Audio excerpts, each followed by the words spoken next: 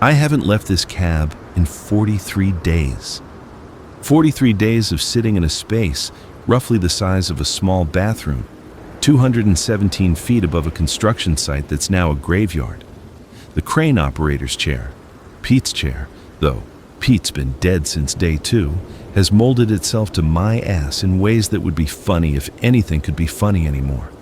The vinyl is cracked, yellow foam pushing through like infected flesh, and there's still a coffee stain on the right armrest from when Pete spilled his thermos that last morning. I don't look at it much. The cab is maybe 6 feet long and 4 feet wide. 2 large windows in front, one on each side, and the door at the back that I've wedged shut with a bent piece of rebar I found up here. The controls take up most of the space: levers, pedals, switches. A radio that stopped working on day 5. There's a small shelf where Pete kept his lunchbox, and that's where I keep my water bottles now. 3 empties, 2 half full, 1 I'm saving. The math on the water gets harder every day. Outside the front windows, I can see the entire construction site. We were building a hospital. The irony isn't lost on me. 8 stories of concrete and rebar, skeletal and unfinished. The boom of the crane extends out over it. 150 feet of yellow-painted steel with the hook dangling at the end, swaying slightly in the wind that never stops up here. Beyond the site, I can see the city, or what's left of it. Smoke rises from at least a dozen locations. Some of the fires have been burning for weeks. At night, the glow is almost beautiful if you can forget what's causing it. During the day, I can see them moving through the streets. Not individual ones, they're too far away for that, but the masses, dark clusters that shift and flow like oil spreading across water. When the wind is right, I can hear them. A low, collective moan that sounds like wind through a tunnel, but isn't. The construction site below is worse. I can see them clearly from up here. 30, maybe 40 of them, though the number changes. They wander between the equipment. The excavators, the cement mixers, the portable toilets that nobody will ever use again. Some of them wear hard hats still. Safety vests. One of them is wearing Pete's jacket. I know because of the reflective stripes and the tear on the left shoulder where he caught it on a piece of rebar 3 weeks before everything went to shit. That one stays close to the crane base. Looking up sometimes. I don't know if it remembers climbing up here. I don't know if they remember anything, but it looks up. And I make sure to stay back from the windows when it does. I got up here because of Pete's lunch. That first day, I'd been on the ground helping direct a concrete pour. Pete was up in the cab doing his thing, swinging loads, being professional. The foreman, Gary, had the radio on in the site office, which was just a double-wide trailer near the fence. Classic rock station. Tom Petty, I think. Free Fallin'. Then the music stopped and the emergency broadcast thing came on. That flat, electronic tone that makes your spine straighten. We'd all heard the news that morning. Some kind of virus. People getting sick in 3 cities. The CDC was monitoring the situation. That phrase. Monitoring the situation. Like they were keeping an eye on a tropical storm that might turn into a hurricane but probably wouldn't. It turned. Gary came out of the trailer looking pale. Told us to pack it up, go home. Company orders. The few guys who were there, maybe 8 of us total, it was a small crew that day, started heading for their cars in the lot. I went for mine too. Got about halfway across the site when I heard the screaming. The fence was chain link, 12 feet tall, topped with barbed wire. Site security, keep out the vandals and the curious. There was a guy pressed against it from the outside, bleeding from his neck. Not just bleeding, gushing, arterial spray. He was screaming for help, hands gripping the fence, and on the other side of the parking lot, I could see what had done it to him. She looked like a jogger. Ponytail, athletic wear, running shoes. Except her mouth was red, and her eyes were wrong, and she was moving too fast.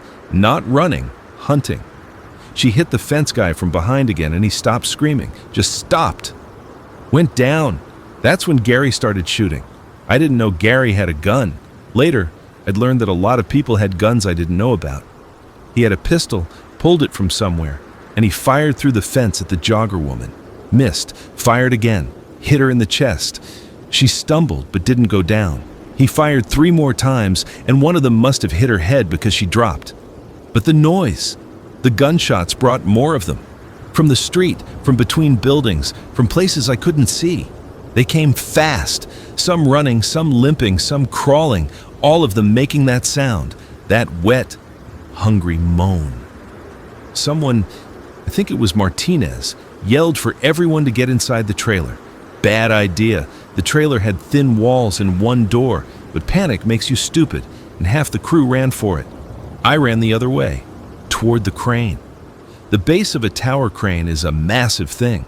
Concrete ballast blocks stacked like Legos, steel framework, and in the center the mast, the vertical tower that goes up and up and up. There's a ladder inside the mast, thin metal rungs with a safety cage around them. Maintenance access. Pete used it every morning and every evening. 217 feet straight up. I started climbing. Below me, I could hear the fence coming down. Not breaking, just the gate. Someone must have left it unlocked. Gary was still shooting. Men were yelling. The moaning got louder, more of them. A chorus. I climbed faster. My arms were burning by the time I reached the 50-foot mark. The ladder just goes up and up inside this narrow cage, and you can see through the framework to the ground below, getting farther away. I'm not great with heights. Never have been. But the sounds below were worse than the height, so I kept going. At 100 feet, I had to stop. My legs were shaking. My hands were cramping on the rungs. I looked down through the framework and immediately regretted it.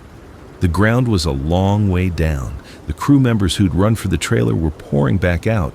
They'd realized the mistake. But the infected were already in the sight. I watched Martinez get tackled by 3 of them, watched Gary empty his gun, and then try to reload. He didn't make it. A few guys made it to their cars. I saw one truck peel out of the lot, smash through 2 of those things, and disappear down the street. I don't know if he made it. I never saw the truck come back. I kept climbing. The ladder seemed endless. My breathing was ragged. Sweat was pouring into my eyes. At one point I slipped, caught myself, hugged the rungs for a full minute while my heart tried to escape through my ribs. Below, the infected had spread through the site. Some were feeding. I didn't look closely. 200 feet. My calves were on fire. The wind was stronger up here, making the whole tower sway slightly, or maybe that was my imagination. The cab was close now. I could see it above me, this small yellow box stuck to the side of the tower, the boom extending out from it. 210 feet, 15, 17. I reached the platform. There's a small metal grating outside the cab door, maybe 3 feet by 3 feet. I hauled myself onto it and just lay there for a while, gasping, my cheek pressed against the cold metal. The door to the cab was closed. Through the window I could see Pete inside, slumped over the controls. I knocked, felt stupid immediately. Of course he couldn't hear me over the sounds below. I tried the door, locked from inside. I knocked harder, yelled Pete's name. He moved. My first thought was relief. He was alive. Then he turned around and I saw his face, saw the blood, saw his eyes, that same wrongness I'd seen in the jogger woman. His mouth opened and he lunged at the door. The door held. There's a simple lock mechanism inside, and Pete, or what used to be Pete, couldn't figure it out. He just kept slamming against the glass, leaving smears of blood. I pressed myself against the tower framework, as far from the door as I could get on that tiny platform, and tried to think. The platform has a safety railing, 3 thin metal bars. Beyond it, nothing but air and a 200-foot drop. Behind me, the tower mast. To my right, the boom extending out over the site. To my left, the counterweights. And in front of me, a door with the infected crane operator trying to break through. I looked at the boom. It's wide enough to walk on if you're insane or desperate. I was becoming both. At the point where the boom connects to the cab, there's a small access panel, Maintenance hatch, about 3 feet from where I stood. I could hear Pete inside slamming and moaning. The glass was cracking, not much, but enough to see that door wasn't going to hold forever.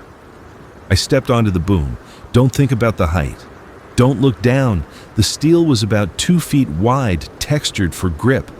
I kept my eyes on the access panel. 3 feet, just 3 feet.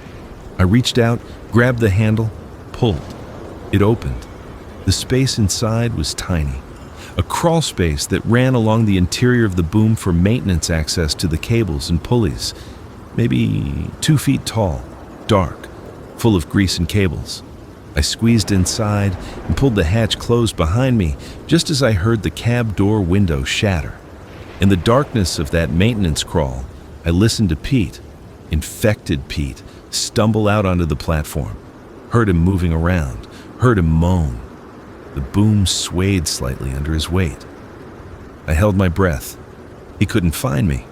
The access hatch must have been too complicated, or he just didn't think to check. After what felt like an hour but was probably 10 minutes, I heard him step off the platform, onto the ladder, going down. I waited in that crawl space until the sound of his climbing faded. Then I waited longer. My back was cramping, my knees were screaming. But I waited. When I finally crawled out, the platform was empty, blood on the grating. The cab door was open, swinging slightly in the wind. I went inside. The cab was a mess, blood on the controls, on the windows, on Pete's chair. His lunchbox was on the floor, contents scattered, a sandwich in a Ziploc bag, an apple, a bag of chips, a thermos of coffee half spilled, and blood, so much blood. But it was shelter. It was high up. It was safe. I closed the door and locked it from inside. That was 43 days ago. The first week was the worst. Not because of supplies. I had Pete's lunch, and I found a case of water bottles in a storage compartment under the seat, probably left over from summer when Pete needed to stay hydrated. Not because of the infected. They couldn't reach me up here. The worst part was the hope. I kept thinking someone would come. Military helicopters, rescue teams. Hell, even just the news choppers that used to fly over traffic jams. I'd see aircraft in the distance and my heart would jump. But they never came close, and after day 4, I stopped seeing them at all. The radio in the cab worked for 5 days, emergency broadcasts mostly, instructions to stay indoors, avoid contact, proceed to evacuation centers, lists of addresses. Then reassurances that the situation was contained. Then nothing, static. Then not even static. The power must have gone out at the stations. I tried the crane controls on day 3. Thought maybe I could swing the boom over to the unfinished hospital building, use it as a bridge. But the crane requires power from the ground, and whatever generator or connection had been running it was dead. The controls were useless. I was stuck with whatever position the boom had been in when Pete died, which is extended over the site, hooked dangling about 80 feet above the ground. Useless. The water from Pete's stash lasted 12 days. I rationed it carefully, 1 bottle every 3 days. Small sips, but even careful rationing runs out. On day 13, I had to face the reality that I was going to die of dehydration in this cab unless I found more water. That's when the rain saved me. Day 14, a storm rolled in. I watched it come across the city, dark clouds swallowing the skyline. When the rain hit, it hit hard. I opened the side window, just a crack, terrified of the wind, of falling, and used an empty water bottle to catch the runoff from the cab's roof. It took 2 hours to fill 1 bottle.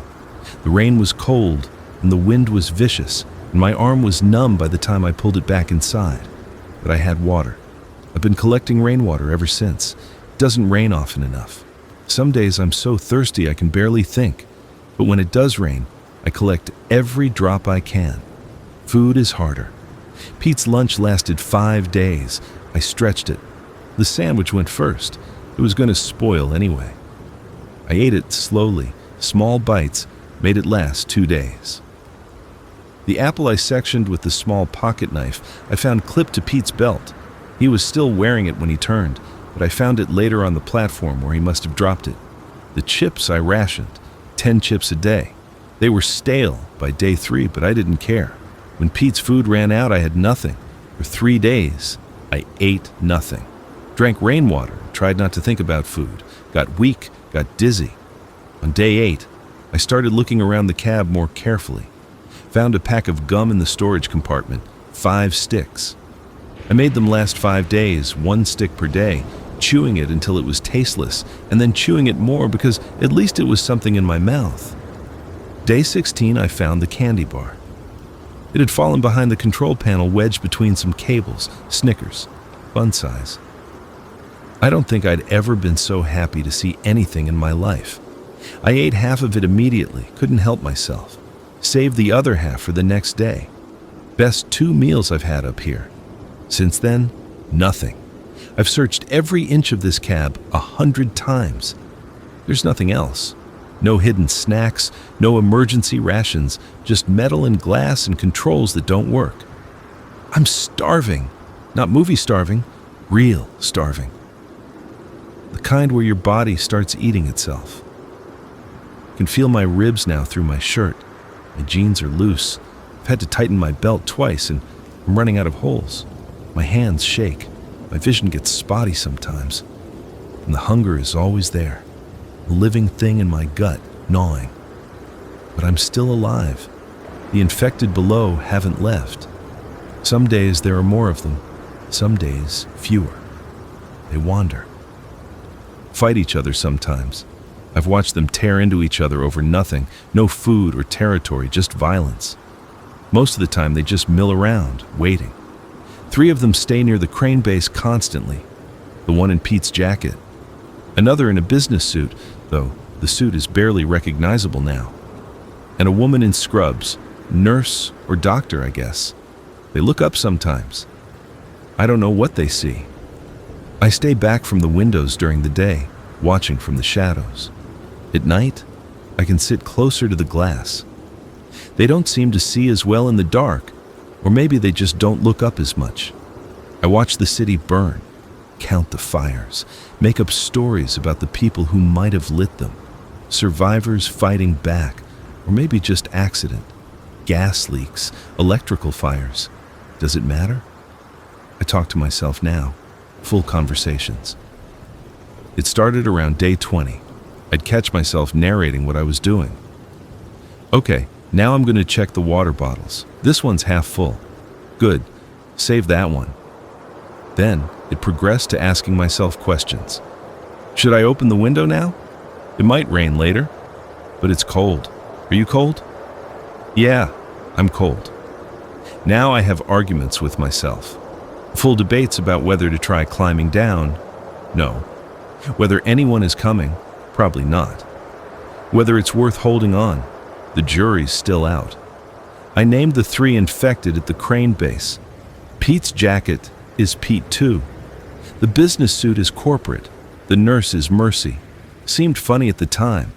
Now I greet them in the morning. Morning Pete too. Morning corporate. Morning Mercy. We all still here? Yeah? Cool. Cool. I'm losing it. I know I'm losing it. But what else is there to do? The days blur together. I mark them on the wall of the cab with Pete's pocket knife. Little scratches in the paint. 43 marks. 43 days. 43 chances for rescue that never came. I sleep in the chair. Pete's chair. It doesn't recline, but I've gotten used to it. Sometimes I dream about food, elaborate feasts. Other times I dream about falling. Those dreams wake me up gasping, gripping the armrests. The cab sways in the wind, and for a second I can't remember where I am, and the panic is absolute. There's a routine now. Wake up when the sun hits the front windows, check the water supply, look outside, count the infected, watch the city, wait for rain. As the sun sets, move closer to the windows, watch the night fires, talk to myself, sleep, repeat. Day 27, something changed. I woke up to the sound of engines, real engines. I scrambled to the window, pressing my face against the glass. On the street beyond the site, a convoy of trucks, military vehicles, camouflage paint. They were moving fast, heading north. I screamed, waved my arms. The cab is bright yellow. They had to see me, they had to. I kept screaming until my throat was raw. They didn't stop. Maybe they didn't see me. Maybe they saw me and couldn't stop. Maybe they had somewhere more important to be. I watched them disappear around a corner and then sat down on the floor and didn't move for the rest of the day. Day 30, I saw the helicopter. Black, flying low, searching pattern over the city. I watched it for hours as it worked its way through different sectors.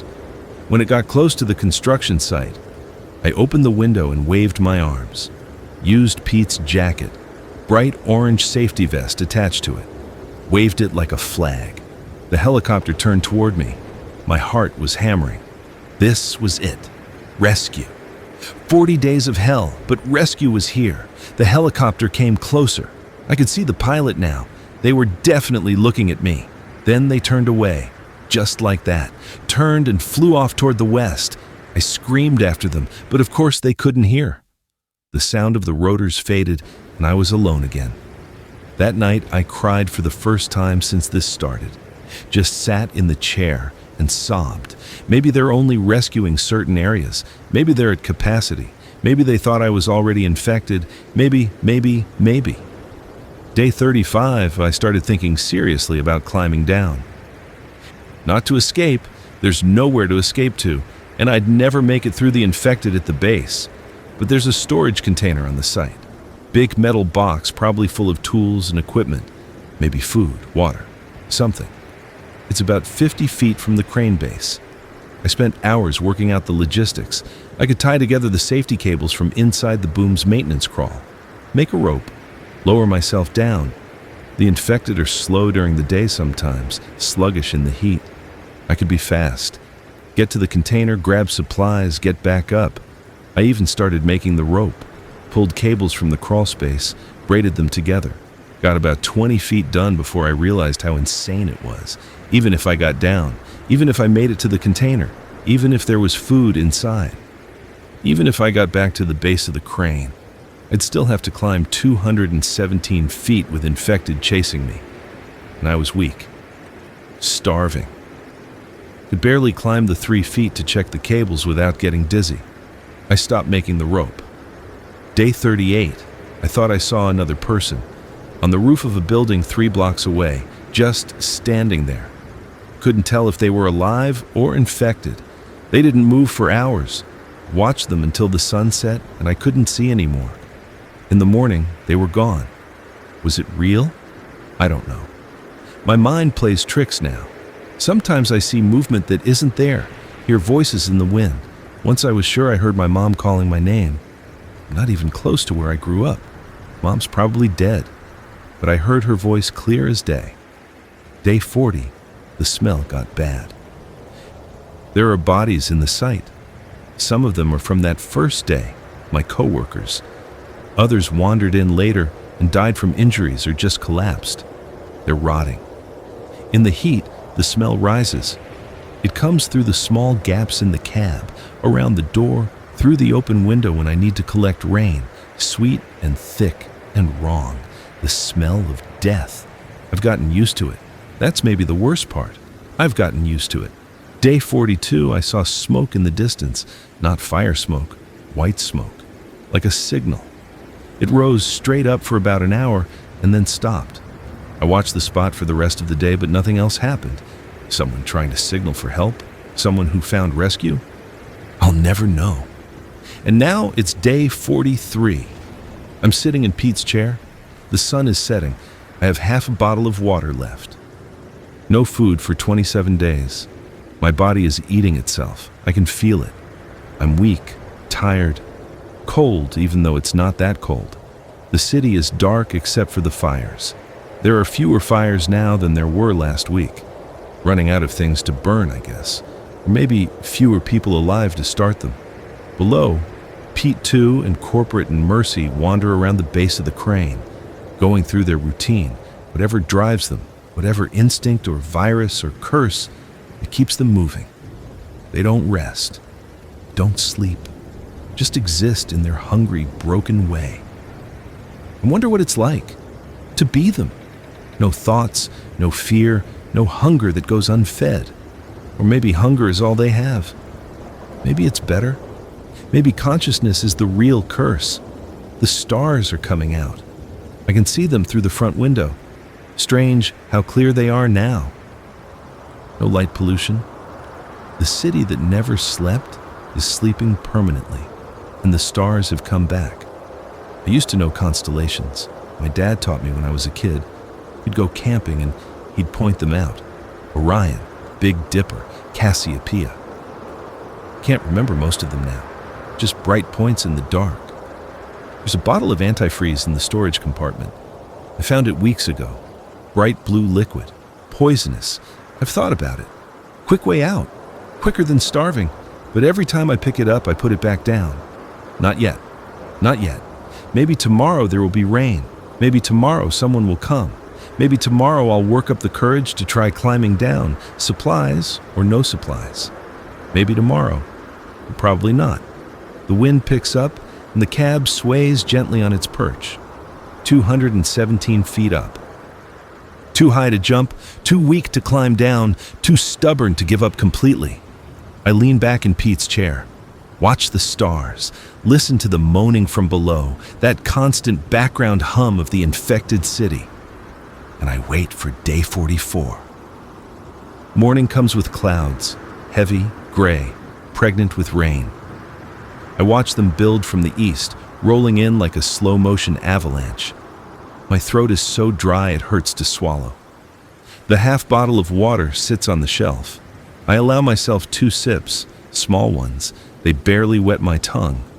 The infected below are more active this morning. Maybe they sense the storm coming. Animals get restless before weather changes. Maybe these things do too. Pete, too, is pacing back and forth at the crane base. Corporate is attacking one of the porta-potties, slamming into it over and over. Mercy just stands in the middle of the site, swaying slightly, face turned up toward the sky, toward me. I pull back from the window. Old habit. She can't possibly see me from this distance, but those dead eyes pointing in my direction make my skin crawl anyway. The first drops hit around 9 a.m. I know because I've been tracking the sun's position to mark time. No watch? I left it in my car day 1, and the car is somewhere in the parking lot with its windows smashed and probably infected inside. So I use the sun. 9 a.m. by my estimate, and the rain starts. I open the side window.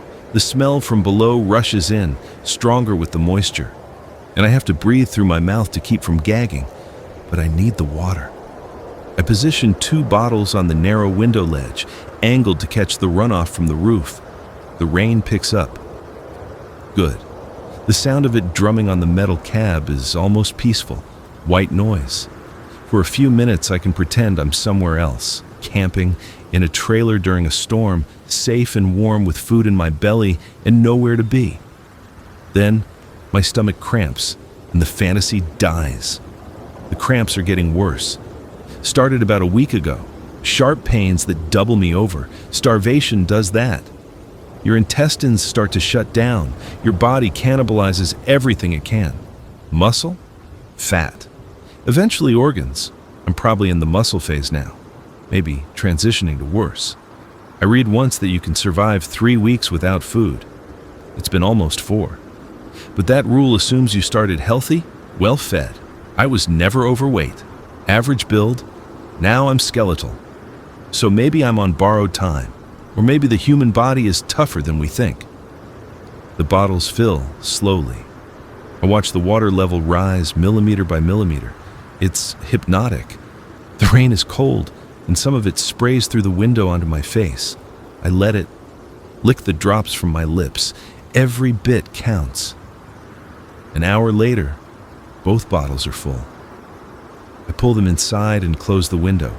The smell lingers but fades. I allow myself a full mouthful from one bottle. The water is cold and clean and perfect. It doesn't touch the hunger, but at least my throat feels better. I store the bottles carefully on the shelf. 4 now, 2 full, 2 half full. If it doesn't rain again for a week, I might make it. Might. The rain continues through the afternoon. I watch it sheet across the construction site, turning the dirt to mud. The infected don't seem to care. They wander through it like it isn't happening. Pete too slips in the mud, goes down, gets back up. No frustration, no reaction, just mechanical persistence. Around what I think is 3 p.m., I see something new. A dog. It's moving along the fence line on the far side of the site. Skinny, matted fur. Some kind of shepherd mix maybe. It's limping, and it's being followed. 3 infected. Not chasing, the dog is too fast even with the limp. But following, drawn by movement maybe, or sound.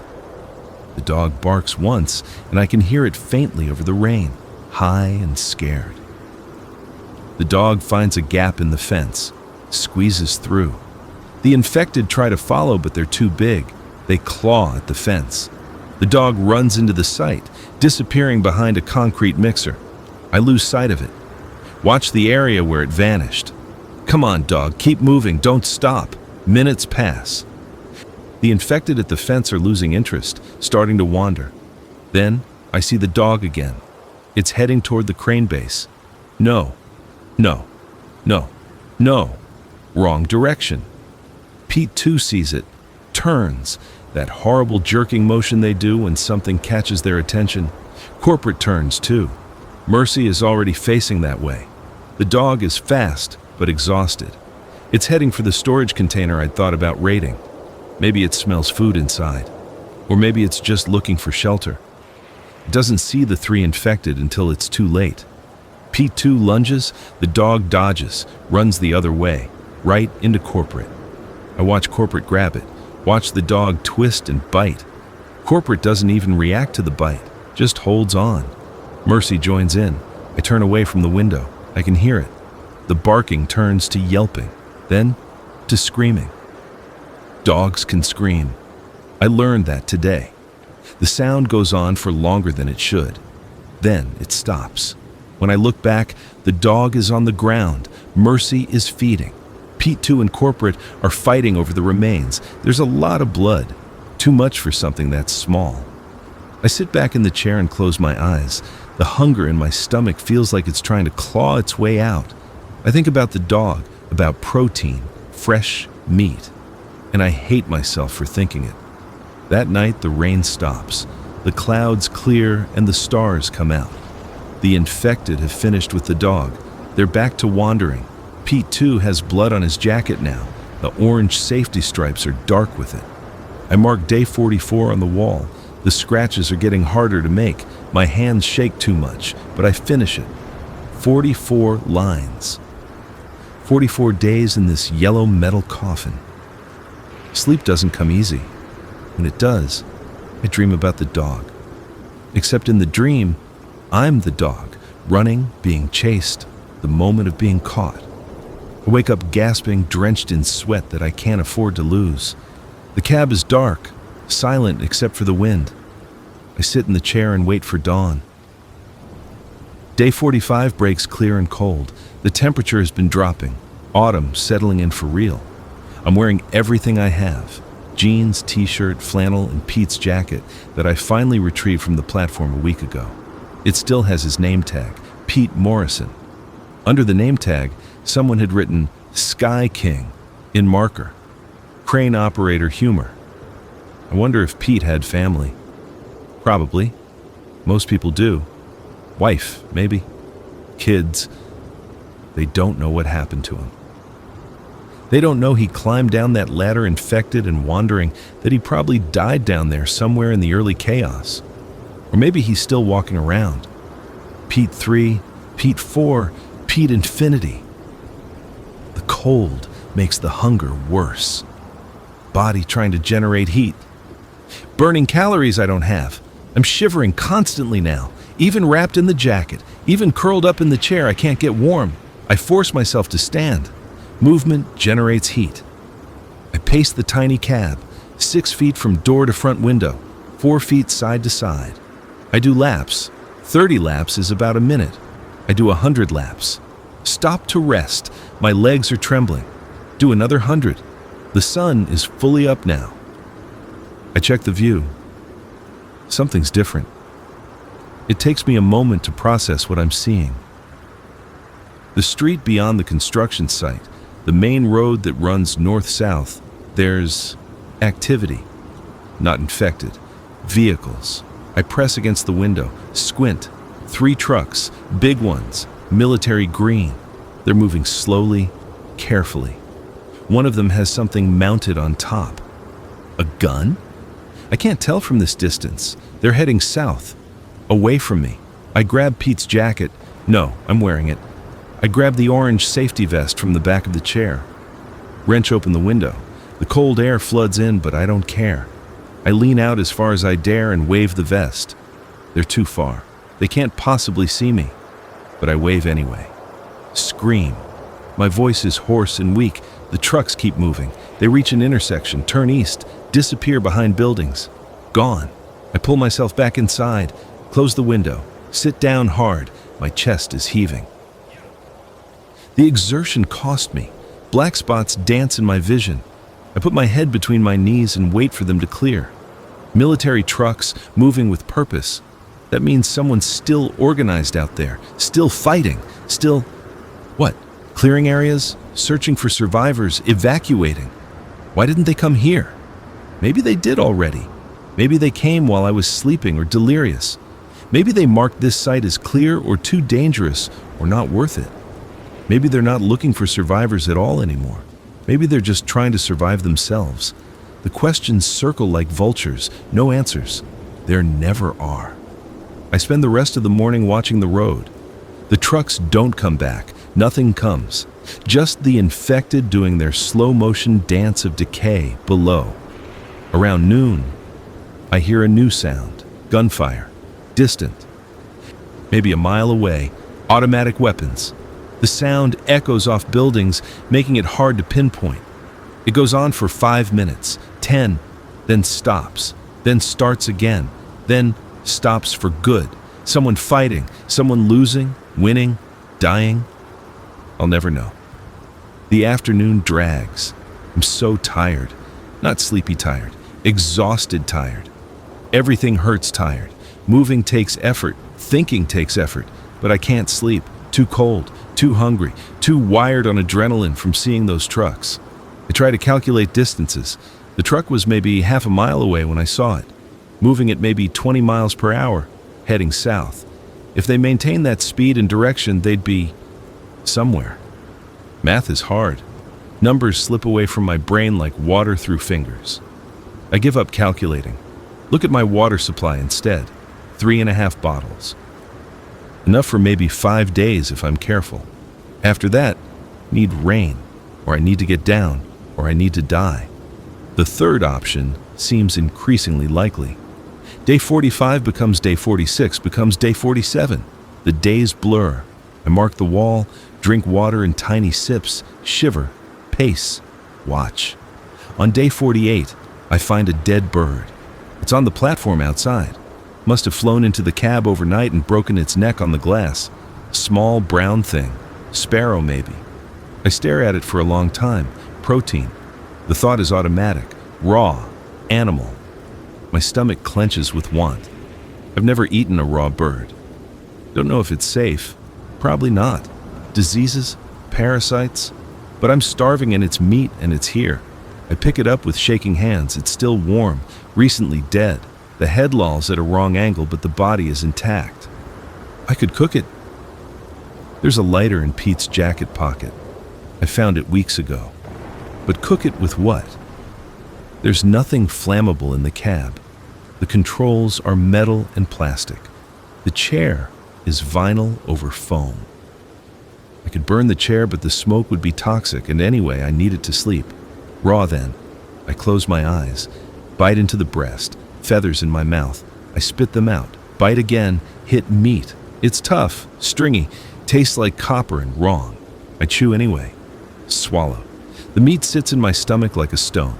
I eat half the bird, force it down, save the other half for later. Then I lean against the door and wait to see if I'll be sick. An hour passes, 2. My stomach churns, but I don't vomit. Small victory. The protein sits there. Maybe my body can use it. Maybe it'll kill me. Time will tell. That night I sleep better than I have in weeks. My stomach still hurts, but it's a different hurt. Full hurt instead of empty. The cold is still brutal, but the shivering eases slightly. I dream about Thanksgiving, my aunt's house, turkey and stuffing and sweet potatoes, everyone around the table, Mom and Dad and my sister and cousins I haven't seen in years. The food is perfect. I eat and never get full. Wake up with tears on my face. Day 49, the other half of the bird. I eat it slowly, savor it. It's still disgusting, but I don't care. When I'm done, I feel marginally stronger, enough to do my pacing routine. 200 laps, rest, 200 more. From the window, I watch the infected. There are fewer today, maybe a dozen where there used to be 30 or 40. Where did they go? Did they wander off? Die? I don't understand their patterns, don't know what draws them or drives them away. Pete, too, is still there, always there. Corporate is gone. Mercy is still around, I think. Hard to tell them apart sometimes now. The blood and rot has made them uniform. Movement catches my eye, not infected. A cat, sleek, black, moving along the fence with predatory grace. It pauses, watches the infected, smart enough to keep its distance. It jumps the fence in one smooth leap, lands in the sight, and vanishes into the skeletal hospital building. I watch the space where it disappeared. The cat knows how to survive. Maybe there are mice in the building, rats, enough to keep it alive. Maybe there are survivors in there too, hiding like me. Probably not, probably just the cat. Day 50 arrives with fog, thick and gray, rolling in from somewhere and swallowing the city. I can barely see the ground from up here, just white nothing. The infected are invisible. I can hear them though. That constant background moan is muffled by the fog, but still there.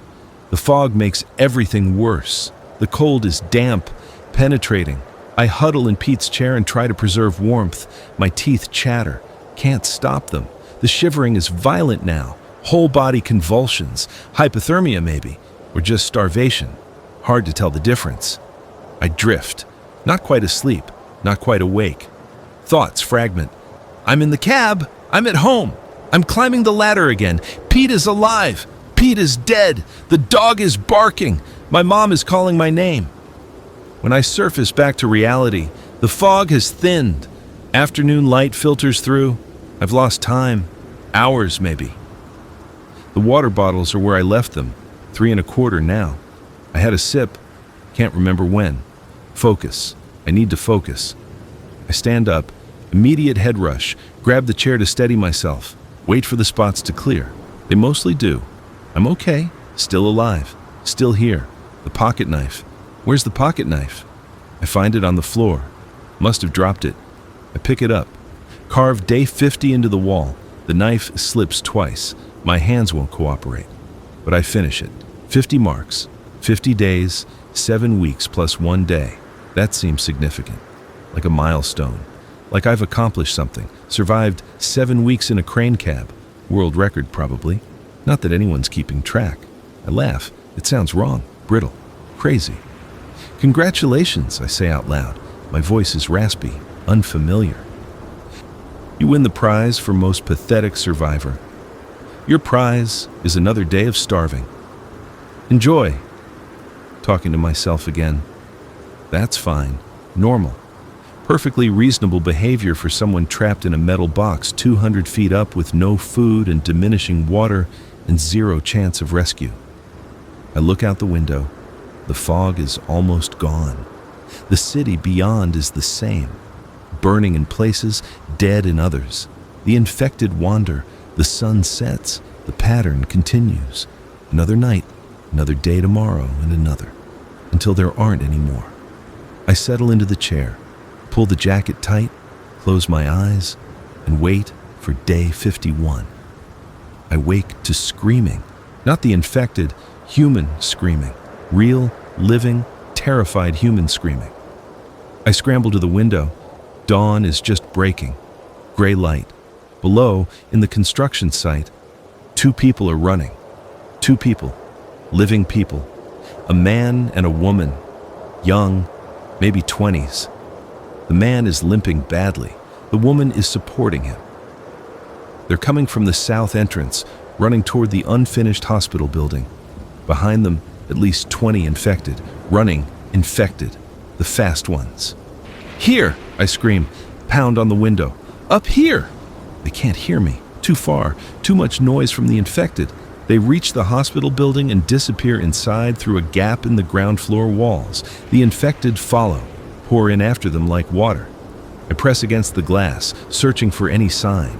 The building is 8 stories of concrete skeleton. Rebar and floors and walls, but no windows yet. No doors, just openings. I can see movement inside, shadows. The infected spreading through the ground floor. Then I see them, the man and woman. 3rd floor, running along the edge. There's no safety railing yet, just concrete floor and a 30-foot drop on either side. They're heading for the north side of the building, away from the infected. The woman looks up, directly at me. Our eyes meet across 200 feet of air. She sees me. I see her see me. She grabs the man, points. He looks up too. They're waving. Desperate. The infected are coming up the stairs behind them. I can see them flooding the 3rd floor. Too many. Way too many. The man and woman reach the north edge of the building. Dead end. Nothing but the drop. They turn. The infected are closing in. 15 feet. 10. The woman jumps. Just steps off the edge into nothing. I watch her fall. Watch her hit the ground 3 stories below. She doesn't move. The man looks down at her. Looks back at the infected. 5 feet away now. He jumps too. He doesn't die as clean. I hear the impact. Hear him screaming. The screams go on, and then they stop. The infected reach the edge. Confused. Some of them topple over, most just mill around. Looking down. No prey to chase anymore. I sink to the floor of the cab. My whole body is shaking, not from cold, from shock, from watching 2 people choose to jump rather than be torn apart. They knew I was here, saw me. For a second, maybe they thought I could help. Maybe they died thinking there was someone up here who just watched them die. I crawl to the corner of the cab. Vomit. There's nothing in my stomach but bile. It burns. I vomit anyway. Retch until I'm dry heaving. First people I've seen alive in 50 days.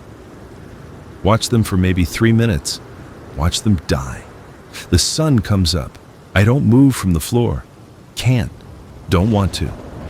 Eventually, could be an hour, could be 3. I pull myself back to the chair. Look out the window. Force myself to look. The bodies are at the base of the hospital. Already the infected are feeding. Not many. Most lost interest. But enough. The infected are still inside the building too. I can see them moving around on multiple floors, wandering, searching for prey that's gone. What were those people running from? Something worse than this site? Hard to imagine. Where were they trying to go? Doesn't matter now. I should mark the wall. Day 51, but I don't. Can't lift my arm. Can't make my hand work. I sit in the chair and stare at nothing. The day passes. I don't drink water. Don't move. Just sit. Night falls. I don't sleep. Just sit. Day 52 dawns. I finally mark the wall. 2 scratches. 51 and 52 together. My hand is steadier than yesterday. That seems wrong. Should be worse, but I'm numb now. Shock maybe. Or acceptance. The bodies are still at the base of the hospital. Picked clean now. Just bones and clothes. The infected have wandered off. New patterns. The building drew them in, and now they're exploring it. Several on each floor. I watch them throughout the day. They don't leave the building. It's like they're trapped by their own instincts. When in hunting, forgot how to get out. Or maybe they're waiting. Maybe they know I'm here. Maybe they're patient. Day 53. Water is running low. 2 bottles left. No rain in the forecast. Not that I can really forecast, but the sky is clear. Painfully clear, blue and empty. I allow myself 3 sips throughout the day. Morning, noon, evening. Each sip is smaller than the last, making it last. The hunger is background noise now. Always there. I don't notice it unless I focus on it. My body has given up asking, just slowly consuming itself in silence. I spend an hour trying to catch another bird. Open the window. Scatter some thread from my shirt on the platform as bait. Wait, no birds come. Too smart. Or there are no birds. Maybe they all flew south. Maybe they knew before we did that this place was death. Day 54. I sleep most of the day. Easier than being awake. In sleep, I'm not hungry, not cold, not alone. In sleep, I'm anywhere else. Wake up disoriented, dark outside, stars out. I've lost hours. Check the water. Still 2 bottles, but I don't remember drinking. Did I? The levels look the same, or lower? Can't tell. My vision is going. Blurry around the edges. I blink hard, rub my eyes. Doesn't help much. Starvation does this, affects the eyes, affects everything. I hear sounds outside, look out the window. The infected in the hospital are on the move, streaming out, back to the ground, back to wandering the site. What triggered it? Did they finally give up? Or did something call them? I watch them spread out, familiar patterns reforming. Pete 2 takes his position at the crane base, reliable Pete 2. "Hey, buddy," I croak. "Miss me?" He doesn't look up, just stands there, swaying. Day 55. 1.5 bottles of water left. I'm trying to decide if I should drink it all now or continue rationing. If I drink it all, I'll be hydrated for 1 good day. Then death comes fast. If I ration, I stretch it out. More suffering, but more time. Time for what? Rain? Rescue? Neither is coming. I think about the people who jumped. Quick decision, quick end. Maybe they were smarter than me. The antifreeze is still in the storage compartment, still an option. But something keeps me from it. Stubbornness, maybe. Or cowardice. Hard to tell which. Day 56. I drink half a bottle throughout the day, carefully, making each sip an event. The water is stale but wet. That's all that matters. 1 bottle left. The city is quieter now, fewer fires. The ones that are burning are old. Structural fires that have been going for weeks. Everything flammable is already gone. Just concrete and steel and char. I haven't seen any vehicles in days. No helicopters, no planes. The sky is empty except for clouds and birds and nothing. Maybe everyone is dead. Maybe I'm the last one. Last person alive for miles. Maybe the whole world is like this site, wandering infected and scattered bones. Probably not. Probably there are survivors somewhere, safe zones, military strongholds, but not here, not anywhere I can see. I mark day 56 on the wall. The scratches are getting lighter, harder to make. Soon I won't have the strength. How many marks will there be when I stop? 60? 70? Or will tomorrow be the last? I lean my head against the window. The glass is cold against my forehead. Below, the infected do their dance. Above, the stars emerge as the sun sets. I close my eyes and wait for day 57. Day 57. The last bottle is half empty now. I'm rationing by sips. 1 sip every 3 hours. Setting checkpoints by the sun's position. Morning sip, mid-morning sip, noon sip. My lips are cracked and bleeding. Tongue feels too big for my mouth, swollen. Each sip hurts going down, but I take them, mark the time, wait for the next. The infection below changes, not in numbers, in behavior. They're more active, agitated. Something's different, but I can't figure out what. They keep clustering near the south fence, looking that direction, swaying, moaning louder than usual. Around what I estimate is 2 p.m., I find out why. Smoke. Not from fires, different smoke, white and billowing, coming from the south, getting closer, and under the smoke, sound, engines, lots of them. I struggle to the window. My legs barely hold me. Press my face against the glass.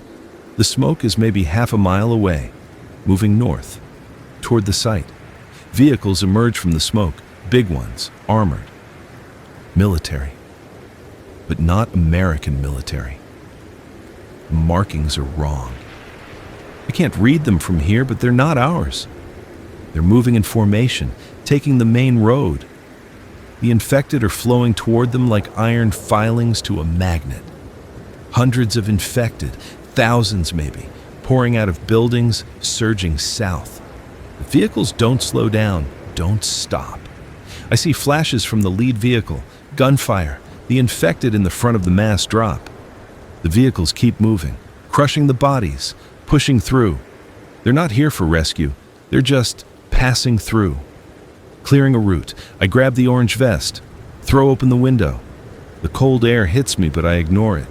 Lean out, wave the vest, scream. My voice is gone.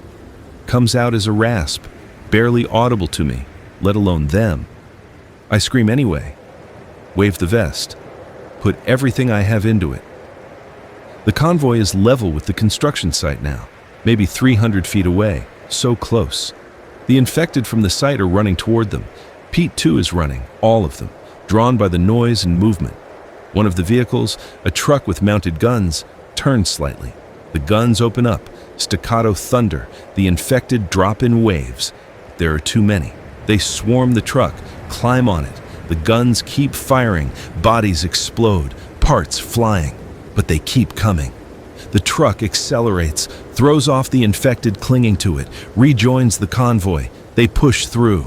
The mass of infected follows, a river of bodies flowing south. And then they're past, moving away. The infected chase them. The sounds fade. The smoke drifts. Gone. I lower the vest, pull myself back inside, close the window, sit down hard on the floor. They were right there, right fucking there. And I'm still here. I want to cry, but I'm too dehydrated. No tears, just dry sobs that hurt my chest. The site is nearly empty now. The infected followed the convoy. Only a few stragglers left. Pete too is gone. Mercy is gone. The ones who remain are the slow ones, the damaged ones, missing legs, crawling. For the first time in almost 2 months, the site is almost clear. The storage container, the supplies. I could get down there. The ladder. I'm weak, but maybe. I look at the water bottle. Quarter full. Maybe 2 sips left. Then nothing. Decision time. Stay here and die slowly, or try to climb down. Maybe find supplies, maybe find nothing, maybe fall, maybe get torn apart by the remaining infected. I spend the rest of the afternoon thinking about it, watching the site. Counting the infected, 5 of them, spread out, slow, manageable if I'm fast, but I'm not fast. I'm dying, can barely stand. Climbing down 200 feet? Insane, yet. The water is almost gone. The starvation is past the point of return. I'm dead either way. At least trying gives me something to do besides wait. Night falls. I mark day 57 on the wall. Look at the marks. 57 scratches. 57 days of survival. Maybe tomorrow I'll add 58. Or maybe I won't. I drink the last 2 sips of water. Might as well. If I'm climbing tomorrow, I'll need the strength. And if I'm not, well, won't matter. The water is gone. The bottle is empty. I set it on the shelf with the others. 5 empty bottles lined up. Evidence of survival. For what it's worth. I sleep fitfully. Dream about climbing, about falling. About the convoy coming back. Wake up a dozen times. Each time I think maybe I'll just stay here. Safer here. Familiar here. But there's no water. That fact doesn't change.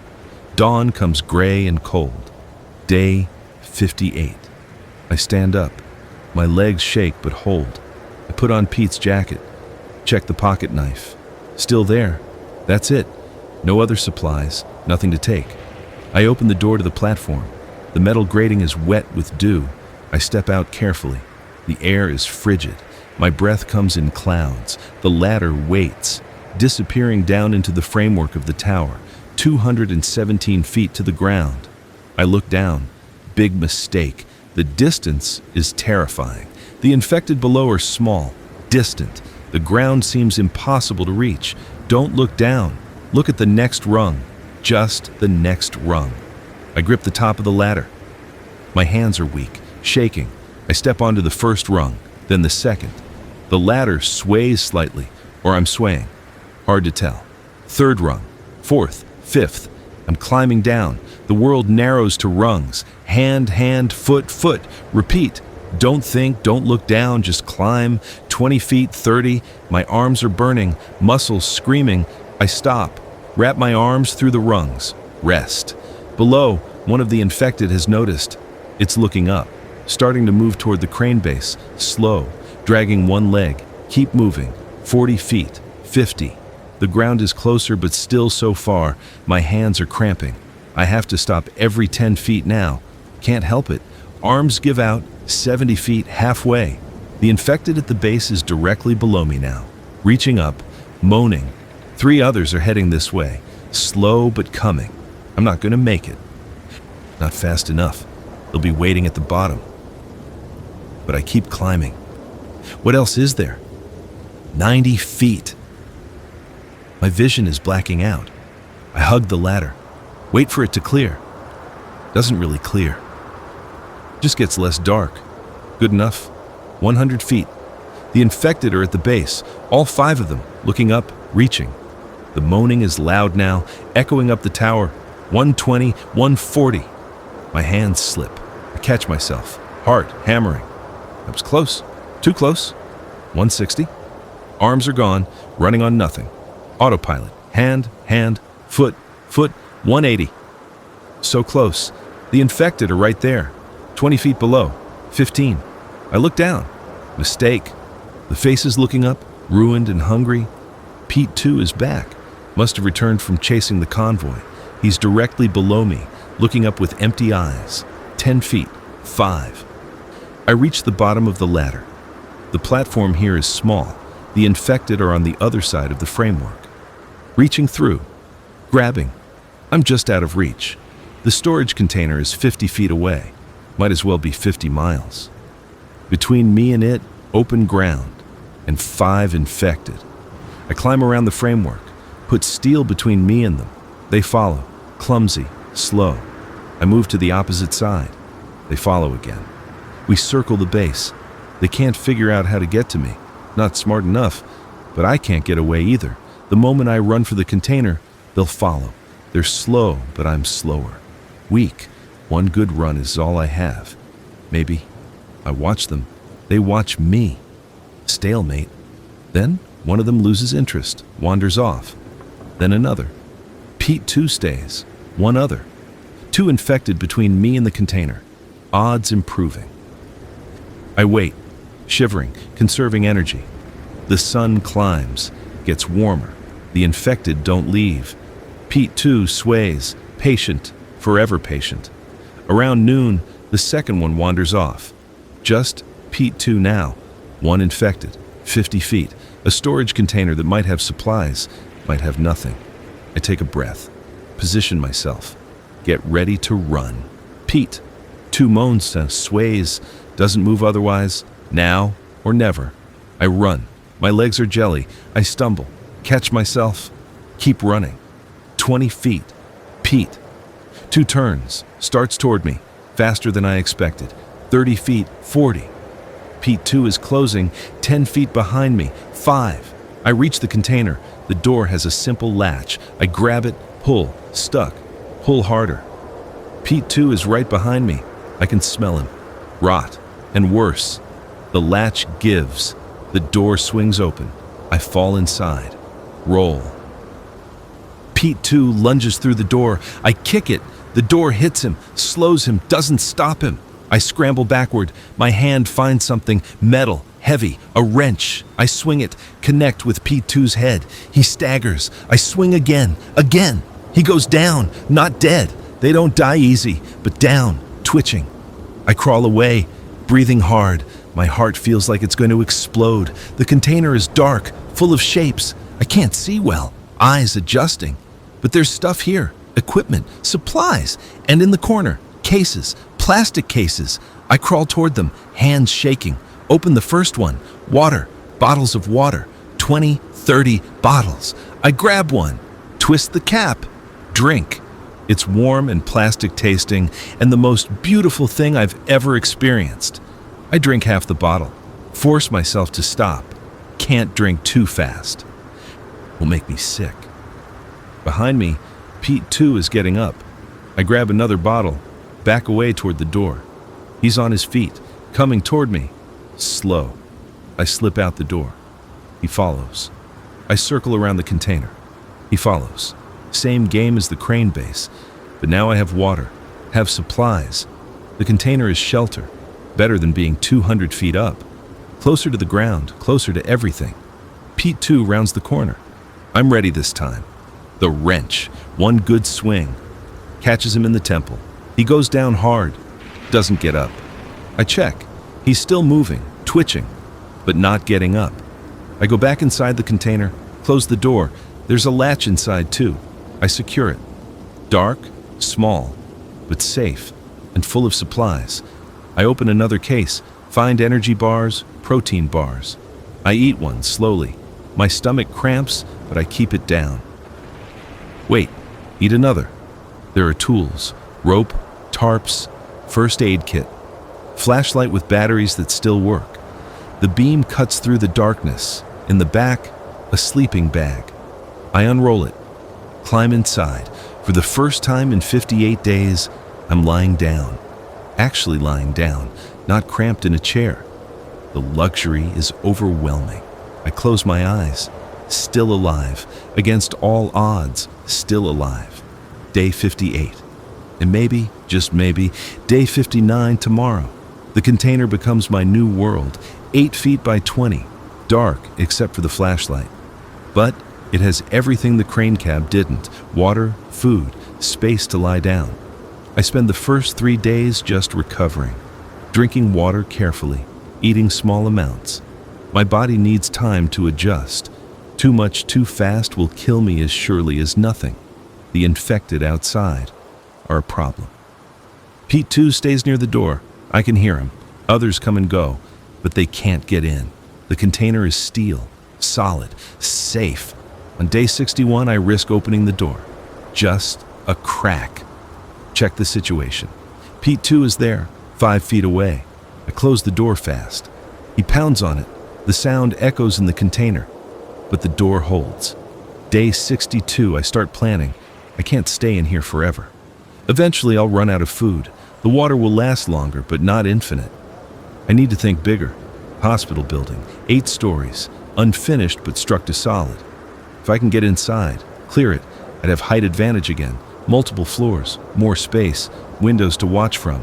It's 50 feet from the container, through infected territory, but possible. I spend days preparing.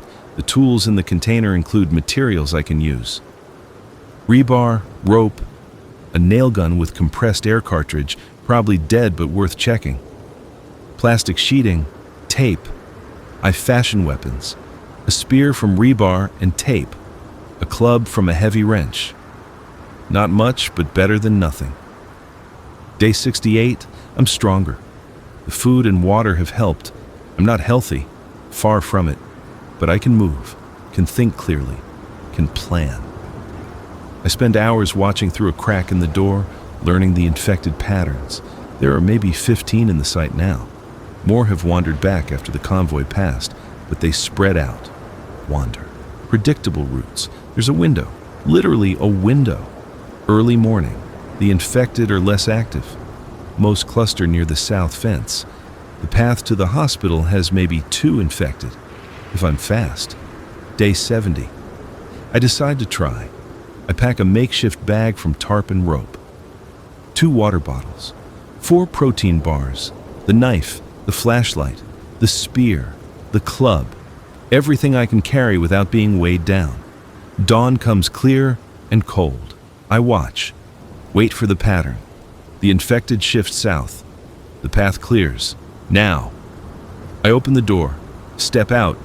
Pete 2 is there, but I'm ready. The club. One swing. He goes down. I don't wait to see if he gets up. I run. 50 feet. My legs hold. The infected see me. Start moving. But I'm faster. 40 feet. 30. The hospital building looms. The ground floor opening. I dive through. Roll. Come up inside. Dark. Concrete smell. Dust. I turn. The infected are coming. 2 of them close. 10 feet. 5. I swing the spear, catch one in the chest. It doesn't go down but stumbles. I pull the spear free, swing again. The other one, miss. It grabs the spear, pulls. I let it go. Grab the club, swing hard, connect. It drops. The first one is coming again.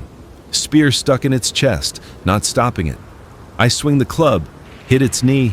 It goes down. I hit it again, head.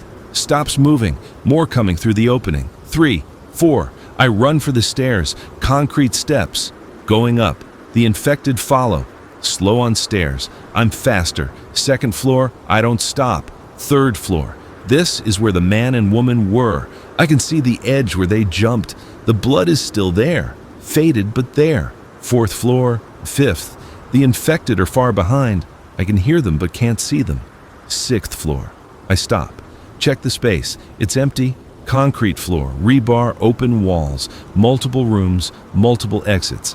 Good defensive position. I set up in a corner, back against 2 walls, good sight lines. The infected reach the floor eventually. 3 of them. They wander, see me, start toward me. I let them come, funnel them through a doorway, narrow space. As they come through, the club. 1, 2, 3. They go down. Don't get up. Silence. I sit down, breathe, made it. Day 70. 6th floor of an unfinished hospital, surrounded by infected, low on supplies, but alive, still alive. The hospital becomes a fortress. Over the next week, I explore it carefully. 8 stories of concrete and rebar. The infected can get in, but I learn to funnel them, trip them with rope, drop rebar from upper floors, clear them floor by floor. By day 80, I've cleared the 7th and 8th floors, made a living space on 8. The view is incredible. I can see for miles, the city, the construction site below, everything. I use the plastic sheeting to create rain catches on the roof. Better than the crane cab, I collect gallons of water when it rains. The food is running low. By day 85, I'm out of protein bars. But I've seen the cat, the black cat that survived the site. I set traps using rope and rebar, catch rats, cook them using a small fire contained in a metal bucket. The smoke is a risk, but I'm careful. Only burn dry materials. Only at night when the smoke is harder to see. It's not civilization, it's not rescue, but it's survival. Day 90, 3 months. I mark it on a concrete wall, 90 scratches. From the 8th floor, I watch the city. Some days I see movement. Vehicles in the distance, once a helicopter. But nothing comes close, nothing stops. I'm alone, but I'm alive. The infected below have learned I'm here. They cluster at the base of the hospital, looking up, waiting. Pete 2 is down there, still wearing the jacket, still looking up. Sometimes I talk to him. Still here, Pete, both of us, stubborn bastards, aren't we? He doesn't answer, just moans, sways. Day 100. I find a cache of medical supplies left by construction workers, bandages, painkillers, antiseptic. I store them carefully. Day 110. I successfully trap the cat, feel guilty immediately. It survived this long, deserves to live. I let it go. It runs, disappears. I don't see it again. Day 120. 4 months. The winter is setting in for real. Snow falls. The first snow I've seen since this started. It's beautiful and deadly. Covers the infected, makes them look peaceful. They're not. I collect snow, melt it for water, fresh and clean, better than rain. Day 130. I hear gunfire, close, maybe a mile away. It goes on for an hour, then stops. I watch. Wait, nobody comes. Day 140. I'm out of rats. The traps aren't working anymore. They've learned, or there are no more. Either way. I'm starving again. Day 150, 5 months. I'm weak again. The cold is brutal. My shelter on the 8th floor is exposed to wind. I've tried to seal it with plastic, but it's not enough. I think about going back to the storage container, more protected, but I can't face climbing down again. Can't face the infected. I stay. Day 160. I see smoke signals, 3 columns, mile away. Someone is alive. Someone is signaling. I try to signal back, use the plastic sheeting as a flag, wave it for hours. Nobody responds. Maybe they don't see. Maybe they do and don't care. Day 170. The snow is thick now. The infected move slower in it. But they're still there. Always there. I'm so tired, so cold, so hungry. Day 180. 6 months. Half a year. I look at the marks on the wall. 180 scratches. 180 days of surviving. Is that the right word? Surviving? Or just slowly dying? I don't know anymore. The sun sets. The city is dark except for the snow reflecting starlight. Beautiful and empty and dead. I wrap myself in the sleeping bag. Pete's jacket. Everything I have. And I sleep. Tomorrow is day 181. Or maybe it isn't. We'll see. Day 181 begins with a sound I haven't heard in 6 months. Rotors. Not distant, not imagined. Close. Real. The thump, thump, thump of helicopter blades cutting through cold morning air. I jolt awake, tangled in the sleeping bag. My body protests, stiff, frozen, reluctant. But the sound is real. I'm not dreaming. I kick free of the bag, scramble to my feet. My legs nearly buckle, but I catch myself against the concrete wall. The rotor sound is getting louder, coming closer. I stumble to the edge of the 8th floor. The eastern wall is completely open. No windows installed yet, just rebar framing and empty air. The wind hits me immediately, bitter, sharp. I ignore it. There, coming from the north, a helicopter, black, military maybe, flying low over the city, search pattern, sweeping back and forth. Here, I scream. My voice is a broken rasp, barely audible even to me. I scream anyway. Here, I'm here! The helicopter is a quarter mile away, moving west. They can't hear me, can't see me. I'm just another dark shape on a dark building, the plastic sheeting. Where is it? I spin around, there, corner of the floor. My rain catch. I grab the plastic. It's frozen stiff. I yank it free. Ice crystals scatter. The plastic tears slightly but holds. The helicopter is turning, coming back east, closer, maybe 300 yards now. I run to the edge, hold the plastic up. It's white, translucent. Will they see it? I wave it. Back and forth. Big movements, desperate movements. The helicopter continues its pattern, sweeps past, quarter mile south now. They didn't see me. No, come back, I'm screaming, waving. The plastic whips in the wind. My hands are numb, can barely hold it. The helicopter continues south, getting smaller. The sound fading. I lower the plastic. Sink to my knees. Of course they didn't see me. Why would they? One person on one building in a dead city. The odds were always impossible. The rotor sound changes pitch. I look up. The helicopter is turning, banking hard, coming back. It's heading directly toward the hospital now. Purpose in the movement. They saw something. Saw me, saw the building. I don't know, but they're coming. I wave the plastic again, frantic. The helicopter closes the distance. 200 yards, 150. It's right there, circling the hospital. I can see faces in the windows, helmets. They're looking down, searching. I wave the plastic, jump up and down, screaming. A figure in the helicopter points at me. They see me. The helicopter descends, hovers level with the 8th floor, maybe 30 feet away. The rotor wash is incredible, almost knocks me back. The plastic tears free from my hands, flies away. I don't care. A door slides open on the side of the helicopter. A man in tactical gear. He's wearing a harness, clipped to something inside. He leans out, gestures, pointing to the roof. The roof! They want me on the roof. I run for the stairs. Concrete steps going up.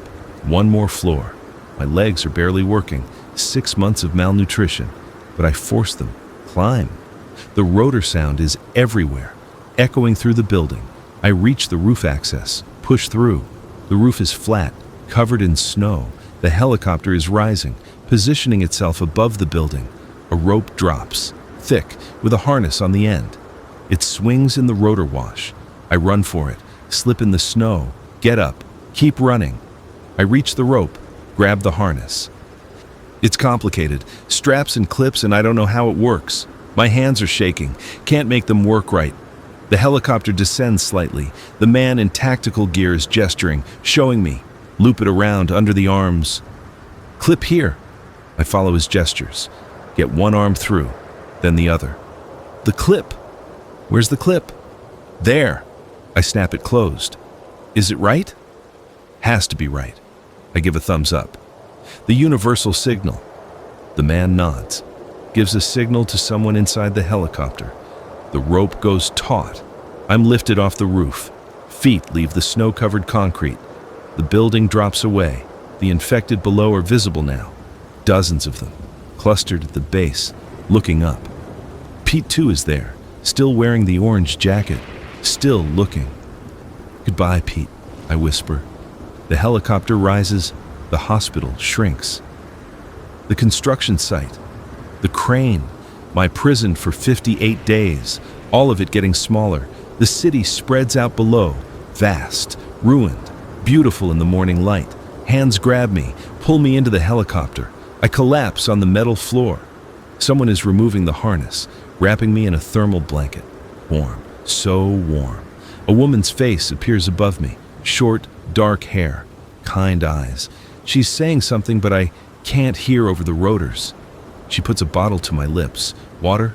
I drink, cough, drink more. The helicopter banks, picks up speed. I can see through the open door. The city is falling away. We're heading north, fast. The buildings blur. The woman is checking me. Medic, maybe. She has equipment. Takes my pulse. Shines a light in my eyes. Wraps something around my arm. Blood pressure cuff. She's talking to someone. Radio, probably. Her lips move, but I can't make out words. I don't care. I'm in a helicopter. Leaving. Actually leaving. A man, the one who dropped the rope, slides the door closed.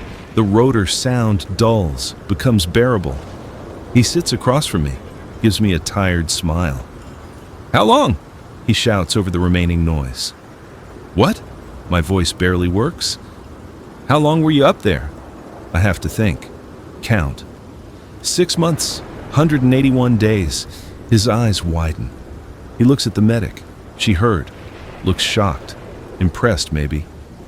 You're the longest we've found, the man says. Most we've pulled out were hiding 2-3 months max. Others. There are others. Other survivors.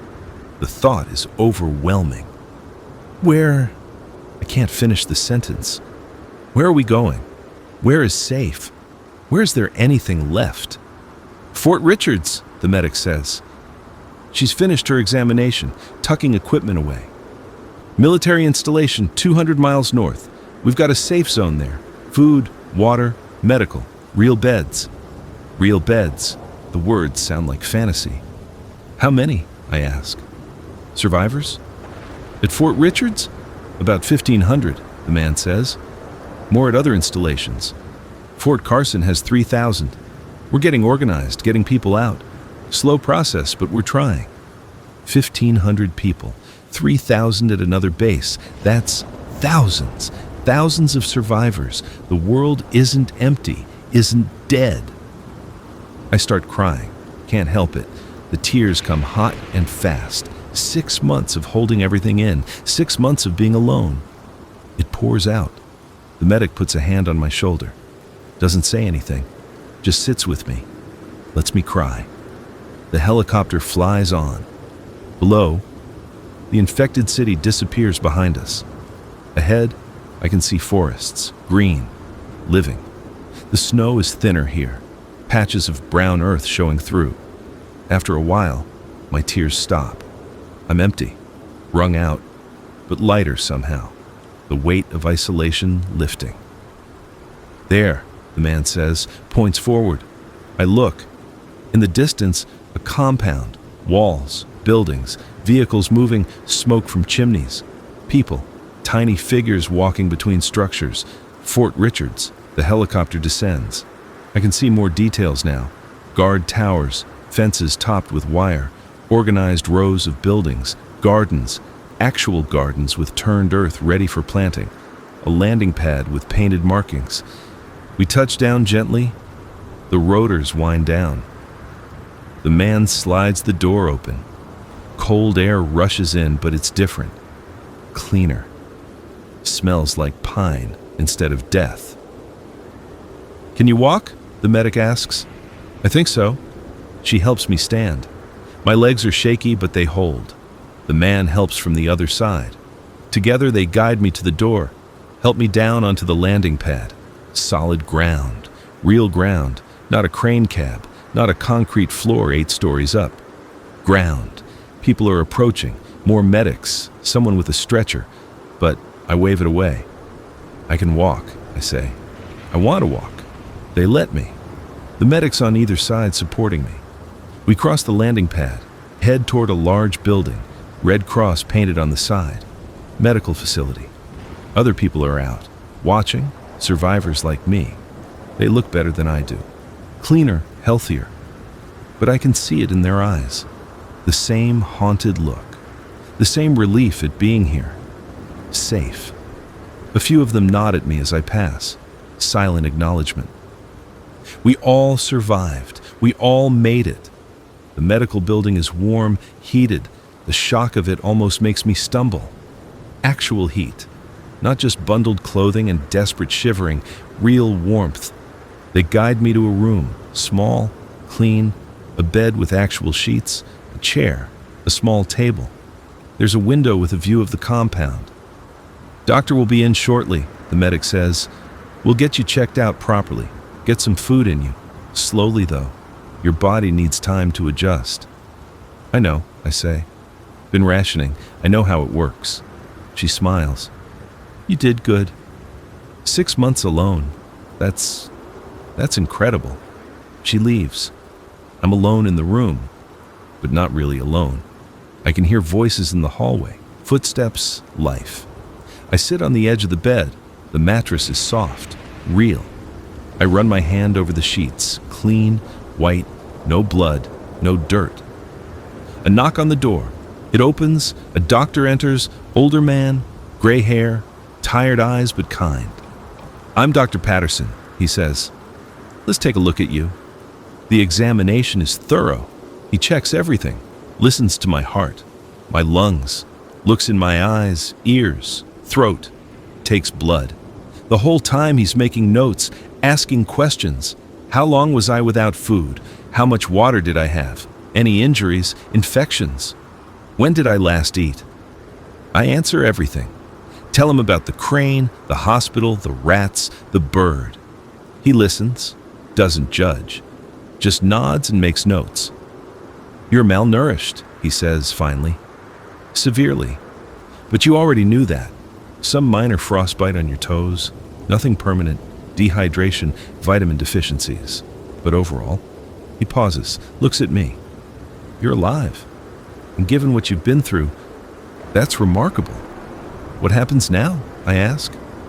"Now we get you healthy, slowly, carefully. We'll start you on a controlled diet. Small meals, frequent, lots of fluids, vitamins. In a few weeks, you'll start to feel human again. And then you live," he says simply. "We're building something here. It's not much yet. But it's safe.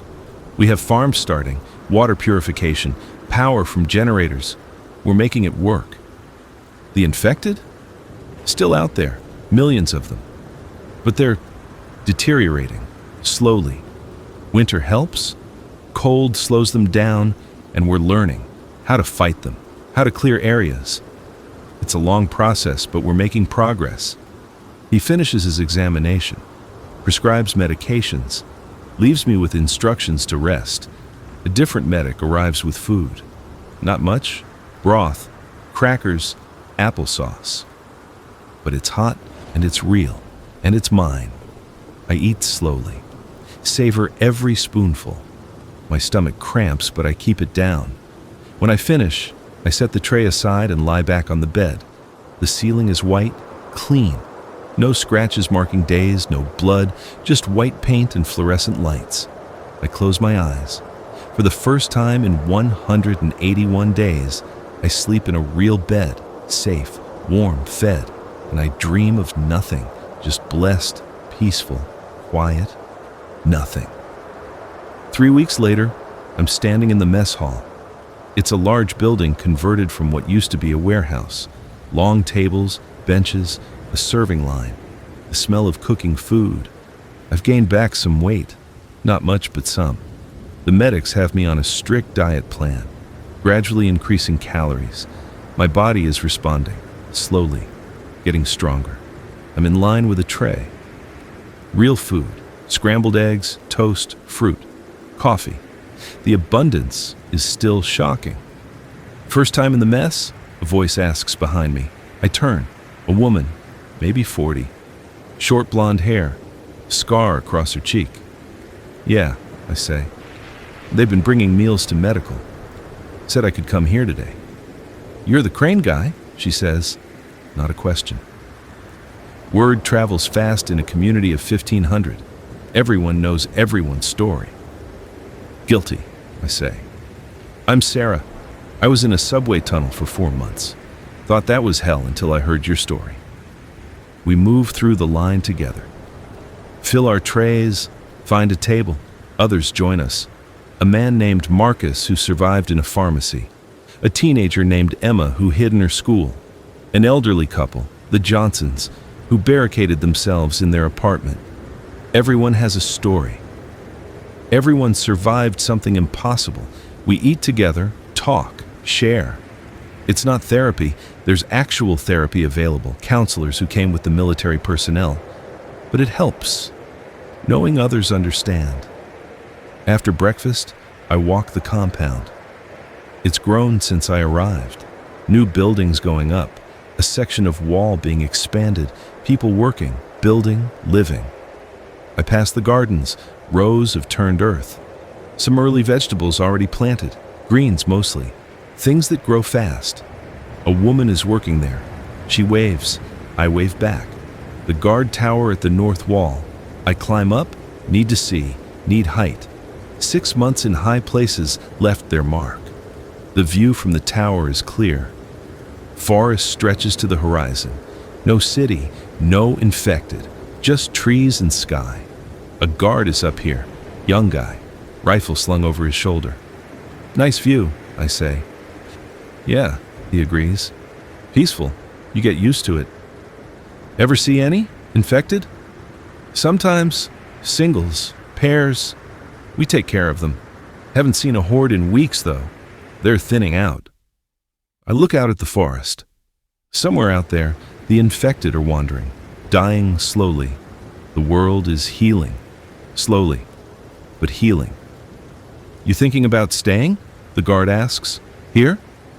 Yeah, Fort Richards. Some people transfer to other installations, bigger ones. Fort Carson, Fort Benning. Some people want to be in cities again. Well, what's left of cities? Safe zones. I don't know, I say honestly. Haven't thought that far ahead. Fair enough. I stay up in the tower for an hour, watching, thinking. The wind is cold but not cruel. The sun is bright. Spring is coming. Life is coming back. Eventually I climb down. Walk back through the compound. People are everywhere. Working, talking, living. Children are playing near one of the residential buildings. Actual children, laughing, running. The sound is surreal after 6 months of moaning and silence. I end up at the medical building. Dr. Patterson is in his office. I knock. "Come in." I enter. He looks up from paperwork, smiles. "How's the mess hall food?" he asks. "Amazing," I say. "Everything's amazing." "Good. Your latest blood work looks better. You're responding well to treatment." "That's actually why I'm here. I wanted to ask, when can I help?" "Help? Work, contribute, something, anything. I can't just sit around eating your food and taking up space." Dr. Patterson leans back in his chair, studies me. "You've been through severe trauma, physical and psychological. You need time to recover." "I know, but I also need purpose, need to feel useful. 6 months of just surviving? I need more than that now." He's quiet for a moment, then nods. "All right, light duty only. We need help in the supply warehouse, inventory, organization, nothing heavy, a few hours a day. Can you handle that?" Yes, thank you. "Start tomorrow, and you keep up with your therapy sessions. Deal?" "Deal." I shake his hand and leave. 6 months later, day 365 since it all started. 1 year. I'm standing on the wall. The compound has doubled in size. More buildings, more people. 2,500 now. Survivors keep arriving. Helicopter rescues, ground convoys, people walking in from the wilderness. The gardens are thriving. Actual crops, corn, beans, squash. We're becoming self-sufficient. I'm not in the warehouse anymore. Moved to construction crew 3 months ago, helping build, expand, create. My body is strong again, healthy. The work feels good, purpose, direction. Sarah is beside me. We're together now. Started talking more, found comfort in each other. She understands in ways others can't. We both spent months alone, convinced we'd die. We both made it. That bond means something. "Big day," she says. "Yeah. Today is the anniversary. The compound is having a memorial, remembering those who didn't make it, celebrating those who did." We walk to the central plaza. It's new, built specifically for this. A stone monument in the center, names carved into it. People we lost, people we remember. The entire compound is gathering. Thousands of people, survivors, soldiers, civilians. Children born since this started, there are a few now. Hope in physical form. Commander Rodriguez steps up to speak. She runs Fort Richards, former Army colonel, strong, fair. 1 year ago, she begins. The world changed. We lost billions, friends, family, the life we knew. But we didn't lose everything. We didn't lose hope. And we didn't lose each other. She talks about survival, about rebuilding, about the future. Other installations are thriving. Communication is being reestablished. Power grids are being restored in safe zones. Humanity is coming back. We have a long road ahead, she says. The infected are still out there. Thousands of cities still need to be reclaimed, but we're doing it day by day, step by step, together. The crowd applauds. I find myself clapping too. Sarah squeezes my hand. After the ceremony, there's food, music. Someone has a guitar. People are dancing, celebrating life. Sit with Sarah. Watch the celebration. A year ago, I was climbing a ladder, terrified, alone. Today I'm here, surrounded by people, safe, alive. You ever think about going back? Sarah asks. To the city. Sometimes, I admit. Not to stay, but to see, to know it's really over. They're planning an expedition, she says. Next month, back to the cities, to assess, clear areas, set up outposts. They're looking for volunteers. Are you going? Thinking about it. Face the demons, you know. I look at her, then at the celebration around us, then at the sky, clear, blue, full of possibilities. Maybe, I say. Maybe I'll go too. She smiles, leans against me. The sun sets over Fort Richards. The lights come on, real electric lights powered by generators and solar panels. The compound glows, a beacon in the darkness. Somewhere out there, the infected still wander. Pete too, maybe, still wearing that orange jacket, still looking up at empty buildings. But here in this place, we're building something new, something better. I survived 181 days alone in a crane cab in a hospital, but that was just survival. This is living. And for the first time in a year, I believe there's a future worth living for. The music plays, people dance, children laugh, and I'm here for all of it.